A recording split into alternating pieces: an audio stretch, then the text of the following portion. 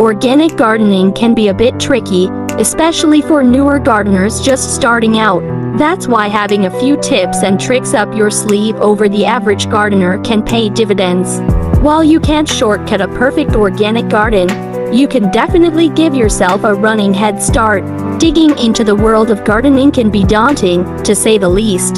Plants are very forgiving and nature is always teaching us lessons, no matter how long we've been gardening for. Here are our top 11 tips for organic vegetable gardeners who are just getting started with this rewarding and delicious hobby.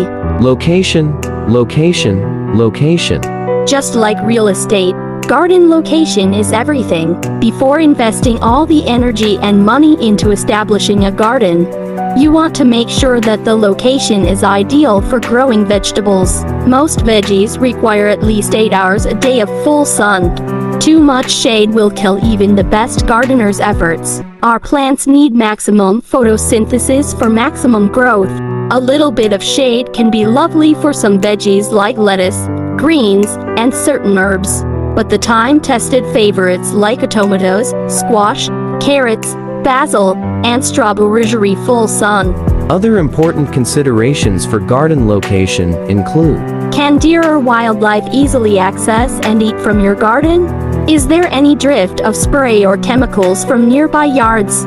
Is the garden easy for you to access on a daily basis? Don't make the mistake of installing a garden too far from home. Does your proposed garden area flood or have standing water after it rains? Is the area on a slope or is it flat ground? You can garden on a slope, but it will definitely make your life more difficult. Invest in your soil. Build your life and your garden on a solid foundation. All the magic of plant life begins in the soil.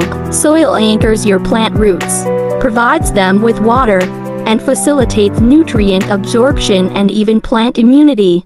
Beginners should always start a garden with a healthy heaping of 2-6 of compost and add 1- to every season to keep the soil thriving.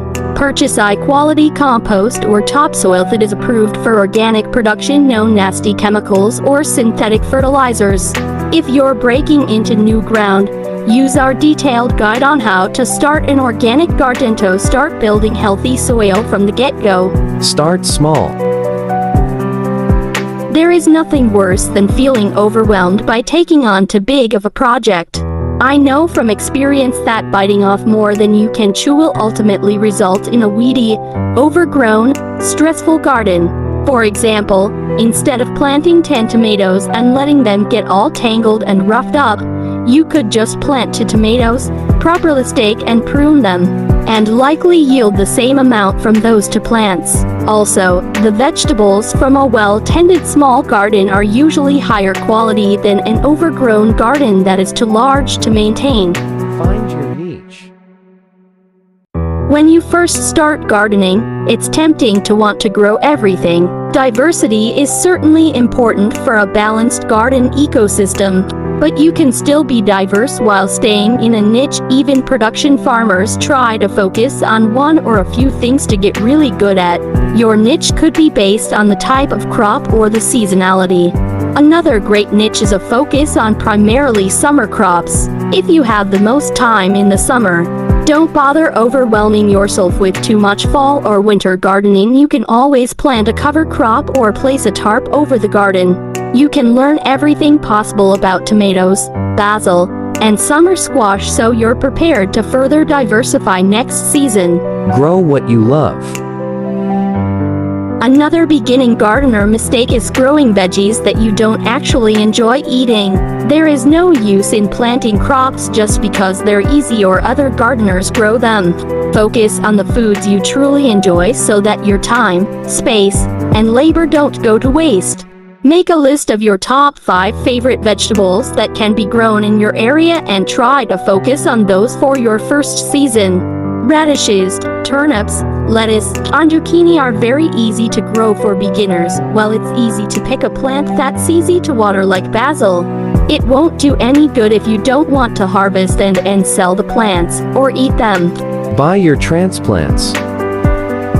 While seed starting is super fun, It can be a little bit complicated and require more equipment.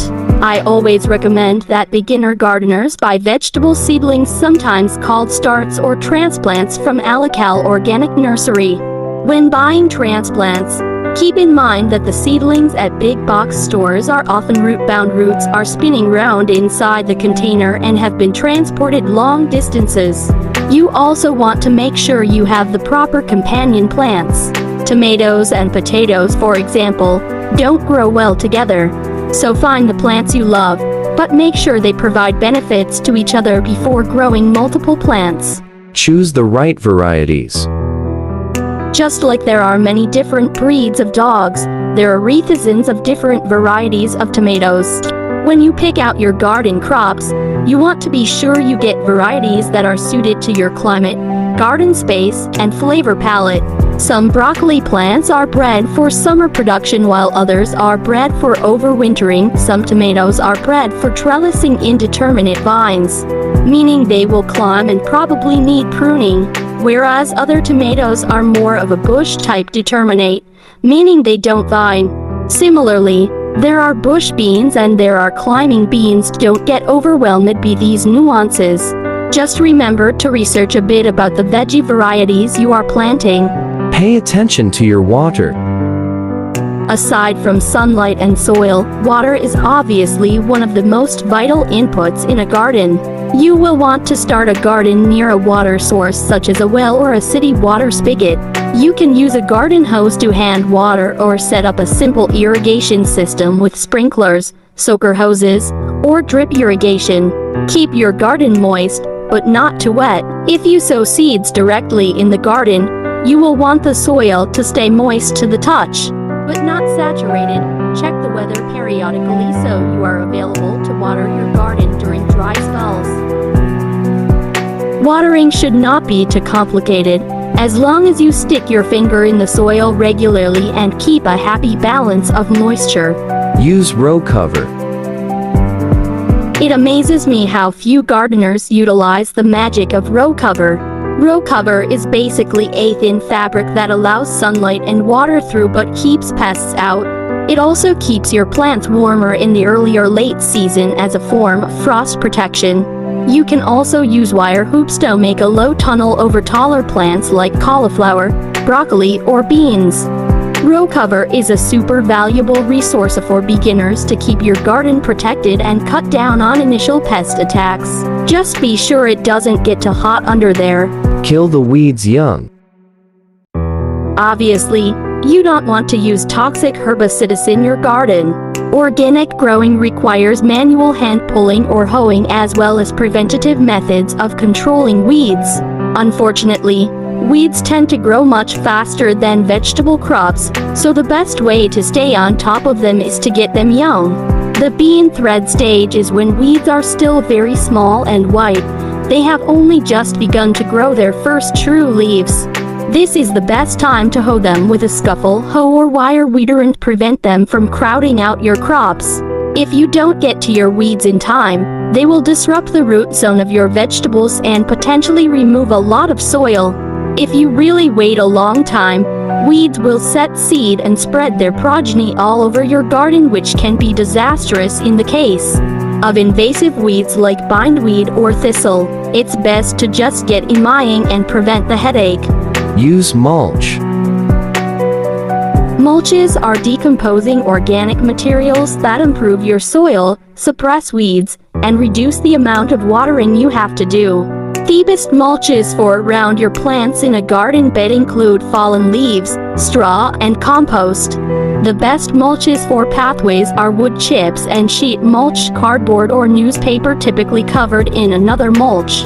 Using these mulches will prevent a lot of weedy or grassy headaches while welcoming earthworms and soil microorganisms to your garden to improve the soil. Final thoughts: I hope these tips are helpful for your first garden endeavors. At the end of the day, remember that nature is very forgiving. All of us humans have a green thumb of some sort embedded in our ancient genes. We just simply have to bring it back to life and reconnect with nature.